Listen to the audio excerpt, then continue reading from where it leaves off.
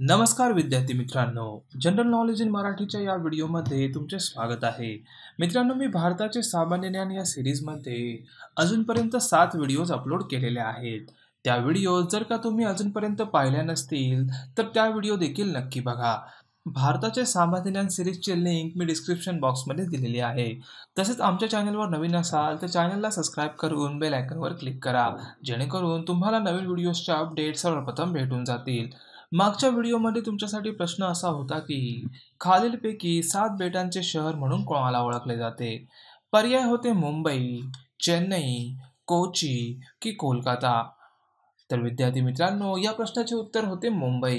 कारण मुंबई हे शहर बॉम्बे, मालेगाव, परेल, वरळी, माहीम, लिटिल कुलाबा आणि कुलाबा अशा 7 बेटांनी बनलेले आहे.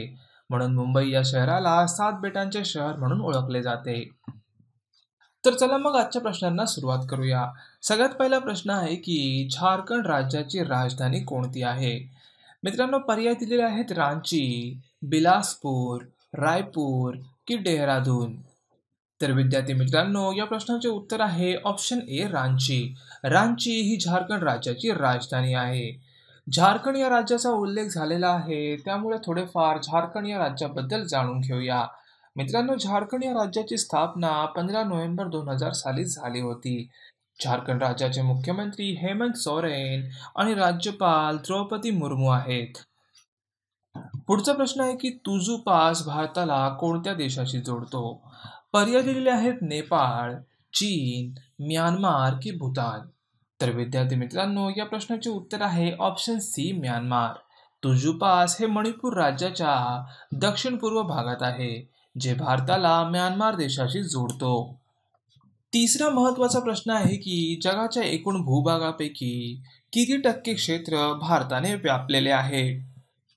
पर्याय आहेत 5.4, 2.4, 4.4 की 3.0. तर या प्रश्नाचे उत्तर आहे ऑप्शन बी 2.4%. जगाच्या एकूण भूभागापैकी 2.4% क्षेत्र भारताने व्यापलेले आहे. चौथा प्रश्न आहे की गंगा नदीची सर्वात मोठी उपनदी कोणती आहे? पर्याय आहेत कोसी, यमुना, गोदावरी की गंडक. तर या प्रश्नाचे उत्तर आहे ऑप्शन बी यमुना. गंगा नदीची सर्वात मोठी उपनदी यमुना नदी आहे. पाचवा प्रश्न आहे की सियाचीन हिमनदी भारतातील कोणत्या राज्यात आहे? पर्याय आहेत जम्मू आणि काश्मीर, उत्तर प्रदेश, हिमाचल प्रदेश की सिक्कीम. तर मित्रांनो, या प्रश्नाचे उत्तर आहे ऑप्शन ए जम्मू आणि काश्मीर. सियाचीन हिमनदी भारतातील जम्मू आणि काश्मीर या राज्यात वाहते. सहावा प्रश्न आहे की ज्वारी उत्पादनामध्ये भारतात प्रथम क्रमांकाचे राज्य कोणते आहे? पर्याय आहेत मध्य प्रदेश, राजस्थान, महाराष्ट्र की कर्नाटक. तर या प्रश्नाचे उत्तर आहे ऑप्शन सी महाराष्ट्र. ज्वारी उत्पादनामध्ये भारतात प्रथम क्रमांकाचे राज्य महाराष्ट्र आहे. मित्रांनो, महाराष्ट्र या राज्याचा उल्लेख झाला आहे, त्यामुळे थोडेफार आपल्या राज्याबद्दल जाणून घेऊया. महाराष्ट्र या राज्याची स्थापना 1 मे 1960 रोजी झाली होती. महाराष्ट्राचे मुख्यमंत्री उद्धव ठाकरे, राज्यपाल भगतसिंग कोश्यारी आणि महाराष्ट्राची राजधानी मुंबई आहे. वळूया पुढच्या प्रश्नाकडे. महाराष्ट्रामध्ये कोणत्या जातीच्या शेळ्या प्रसिद्ध आहेत? पर्याय आहेत सुरती, चंबा, जमुनापारी की गुड्डी.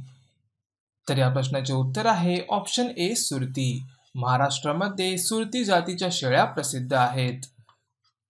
आठवा प्रश्न आहे की दख्खनच्या पठारावर आढळणारी मृदा कोणती आहे? पर्याय दिलेले आहेत गाळाची माती, काळी माती, रेगूर माती की तांबडी माती. तर या प्रश्नाचे उत्तर आहे ऑप्शन सी रेगूर माती. दख्खनच्या पठारावर आढळणारी माती रेगूर माती आहे. नववा प्रश्न आहे की भारतात पशुगणना दर किती वर्षांनी केली जाते? पर्याय आहेत 5, 3, 10 की 7 वर्षांनी. तर या प्रश्नाचे उत्तर आहे ऑप्शन ए 5 वर्षांनी. भारतात पशुगणना 5 वर्षांनी केली जाते. 10वा महत्त्वाचा प्रश्न आहे की कोणत्या नदीवर धुवांदार धरण आहे? पर्याय दिलेले आहेत तापी, नर्मदा, कावेरी की शरावती. तर या प्रश्नाचे उत्तर आहे ऑप्शन बी नर्मदा. नर्मदा नदीवर धुवांदार धरण आहे. 11वा प्रश्न आहे की खालीलपैकी कोणती माती चहा उत्पादनासाठी चांगली असते? मित्रांनो, पर्याय आहेत गाळाची माती, पर्वतीय माती, रेगूर माती की तांबडी माती. तर या प्रश्नाचे उत्तर आहे ऑप्शन बी पर्वतीय माती. पर्वतीय माती ही चहा उत्पादनासाठी चांगली असते. पुढचा प्रश्न आहे की नर्मदा नदी खालीलपैकी कोणत्या राज्यात सर्वात जास्त वाहते?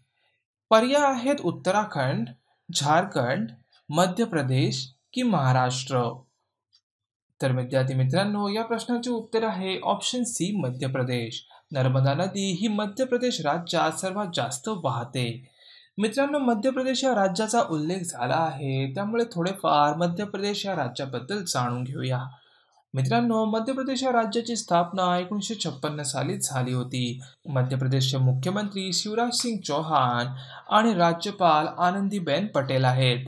तसेच मध्य प्रदेशची राजधानी भोपाळ आहे. 13वा महत्वाचा प्रश्न आहे की खालीलपैकी कोणत्या नदीचे उगम भारतात होत नाही? पर्याय दिलेले आहेत चनाब नदी, सतलज नदी, रावी नदी की गंगा नदी. तर या प्रश्नाचे उत्तर आहे ऑप्शन बी सतलज नदी. सतलज ही नदी चीन देशामध्ये उगम पावते आणि भारतातून पाकिस्तान या देशात जाते. 14वा प्रश्न आहे की भारतातील पूर्व किनारपट्टी कोणत्या नावाने ओळखली जाते? पर्याय आहेत दिघा कोस्ट, कोरमंडल कोस्ट, कोकण किनारपट्टी की मालावर किनारपट्टी.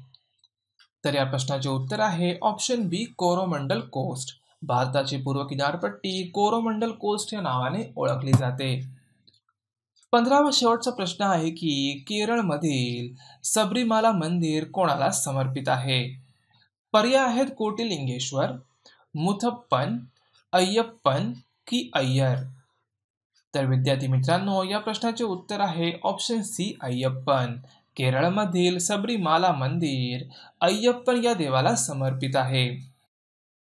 क्वेश्चन ऑफ द व्हिडिओमध्ये तुमच्यासाठी आजचा प्रश्न आहे की भारतातील किती राज्ये किनारपट्टीवर आहेत?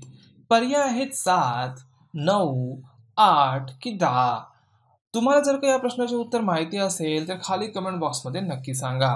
तसेच मित्रांनो, जर का तुम्ही MPSC एक्झामची तयारी करत असाल तर महाराष्ट्राचा सर्वात मोठा लर्निंग प्लॅटफॉर्म अनअकॅडमी नक्की जॉईन करा. या प्लॅटफॉर्मवरील तज्ज्ञ एज्युकेटर्स तुमचे सर्व कन्सेप्ट क्लिअर करेपर्यंत तुम्हाला शिकवतात.